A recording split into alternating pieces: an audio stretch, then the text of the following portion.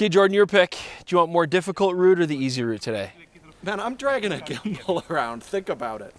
Fine, easy route then. Here we go.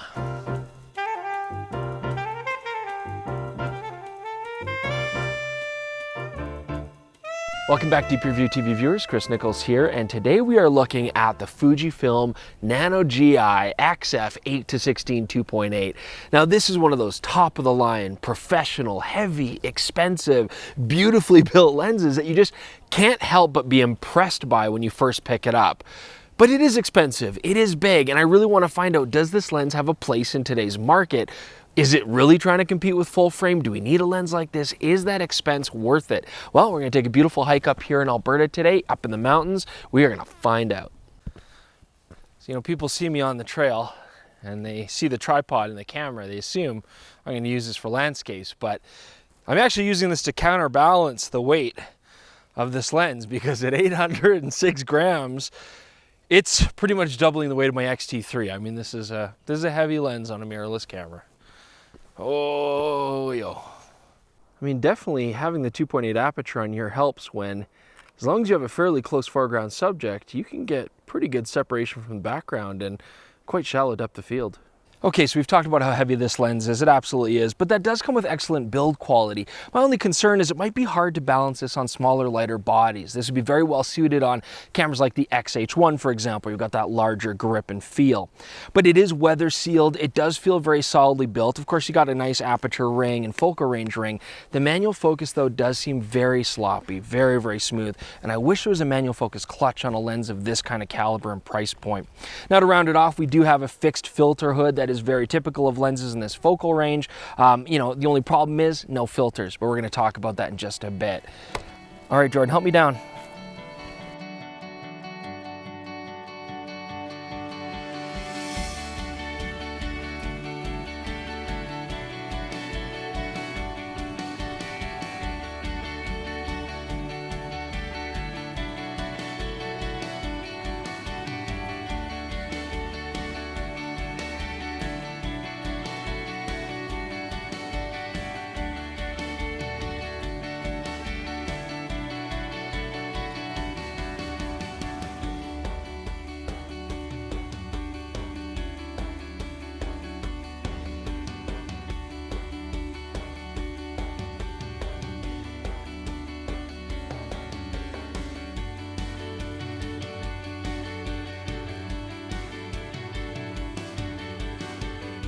So the Fuji XF 8-16 does not have any optical image stabilization despite its cost, weight, and size. Don't get me wrong, this is very typical of lenses in this range, but when you're out hiking and doing travel landscape and stuff like that, it is nice to have that capability.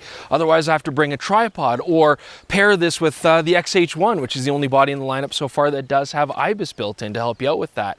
If you contrast against something like the Fuji 10-24, it is a slightly different lens, but it's far more affordable, lightweight, and does have an image stabilizer, and I think would open up a lot of exciting landscape possibilities with the lighter bodies. Okay, so absolutely the main draw on this lens is that it goes 8mm. It's a 12mm full frame wide angle equivalent, which is awesome. But you know, in a lot of landscape photography, I myself don't find that I use it that much. 16mm and up is more in the range that I'm gonna use.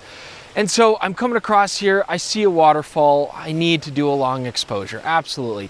And the fact is that lenses that have this 12mm wide angle generally don't have filter threads. So, dirty secret, but I brought the 10-24 to compare with this lens. I cracked out the 10-24, screwed some 72mm filters on, there you go, done deal. And so with this 8-16 lens, what can we do? Now, there are absolutely filter options that you can get for this lens as workarounds. Lee, for example, will make a clamp-on adapter that goes on the front of the hood and gives you very large filters that'll cover that wide-angle range properly. But you are looking at very high cost and bulk on an already very costly and bulky lens. So for a lot of situations, I don't know, I don't shoot that wide very often. I feel a 10-24 out in landscape shooting like we're doing today with all of the accoutrements like filters and lighter weight and OIS would probably be the winning deal. The Fuji 8-16 does have a nice plus in that it's got powerful autofocusing motors. They're very quick, as you can, well, not see, but here. As I go from close to far, it is quick, it is accurate, no complaints at all. So an ultra-wide-angle lens like this with such a fast aperture really would lend itself to cityscapes. So of course we had to wait till we got home to Calgary at nighttime, but did some tests just to see what the coma's like. And you know, to be honest, actually was very well corrected. This does lend itself to benefiting your astrophotography as well as city nightscapes, something I think this lens would be excellent for. Now, other characteristics like distortion and lens vignetting are very well corrected on this lens. It's really not an issue that you're going to need to worry about. It's easily fixed. And we did get a little bit of sun today, so we did some sun stars. You know, at both focal lengths, I would say that the sun stars are not bad. You certainly get kind of a lack of consistency and symmetry. They do get a little bit washy, but you can see them here for yourself in the samples. Not bad, just not the best we've seen. So I'm doing a close focusing shot here, wide aperture. I'm trying to soften that background, which this lens does very nicely up close. And I'm finding that the close focusing is pretty typical. I mean, nothing to write home about. Just roughly over 9 inches away from your subject is your minimum focusing distance. And the Fuji 10-24 is basically the same. Still, you can get up close and do some nice shots, but it's no macro lens. Okay, so I like this kind of S-curve frame that I'm getting here, and I'm gonna take a picture of this waterfall at a relatively fast shutter speed. And I'm doing that because it's a bold creative decision, because everybody always uses ND filters. It has nothing to do with the fact that I can't attach filters on this lens. So as you can see, nature's provided us this impromptu test chart here in the background. So we thought we'd do some very basic tests, okay? Nothing scientific, but these are the kind of findings that I'm finding here. So first off, the 8-16 overall optically fantastic. Resolution is very high. Shooting at 8mm at 2.8, you can start to see a little bit of weirdness in the corners, but you start stopping down to f4, 5, 6, and absolutely f8. That just cleans up beautifully at 8mm. Now the 10mm focal length, the 8-16 at 10mm at f2.8 is actually sharper than the 10-24 at 10mm at f4. So again, there is a benefit to this 8-16 when it comes to resolution. But in practical terms, once you stop down a little bit, both lenses deliver excellent results. And again, here you can see at roughly 16mm, we're getting very similar results on both lenses. At the corners, decent on both. And I think it is worth mentioning here that having a 2.8 wide angle aperture, it can be a lot of fun. I mean, there'll be rare situations where you might be concerned with corner sharpness on a lens like that at 8mm wide open, but for the most part, we're gonna be stopping these lenses down, especially in landscape context, and I don't think you're gonna see that big a difference between the two lenses.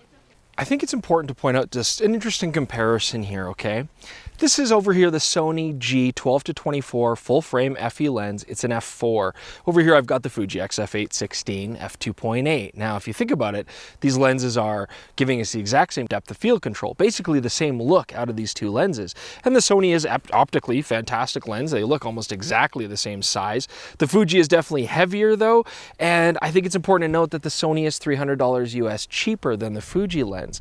So first off, I do think it's very admirable that Fuji is giving us lenses that give us that kind of full frame equivalent that we would normally have to go to a system like this to achieve. At the same time, I also think it's important to note out now that if you want to get that look on APS-C, you're not necessarily going to save any money. In some cases, you might actually be paying more. And a full frame camera and a full frame lens like this can actually become a really good deal.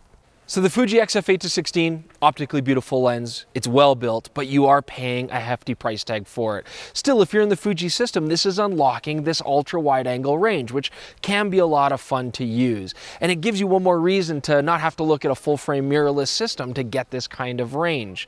Now, who's it gonna be for?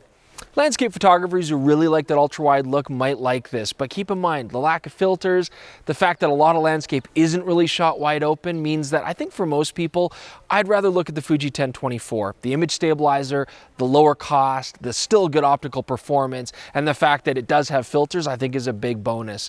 I could see people using this for architecture though, some low light photography, astrophotography to some degree. It gets you a little bit closer to that direction, but I still think there's better options like, for example, the Fuji 16mm 1.4. So the 8-16 is absolutely going to be a niche lens. Let me just leave you with this final thought, because price is going to be a big part of it.